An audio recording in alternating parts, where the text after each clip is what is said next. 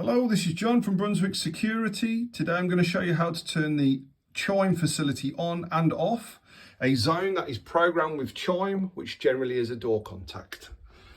So you're going to go down to your keypad, you're going to press the menu button, which is just there. Currently this code is 1, 2, 3, 4, and it brings up the menus. If you use the square on the green, where it says System Configuration, press the tick button. Facilities, press the tick button.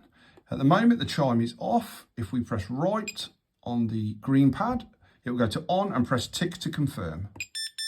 Now just press the X button twice to get back to the time and date. And as you can see, the chime is now on. Okay, to turn it off, once again, go back onto the menu button, put the code in, which on this one is 1, 2, 3, 4. Go down to System Configuration, into Facilities, and press the right on the pad, and it says off. Press tick to confirm. There you go. Press X twice, it will go back to the time and date, as you can see, and now the chime is off. Okay, all the best. Thanks a lot. Bye-bye.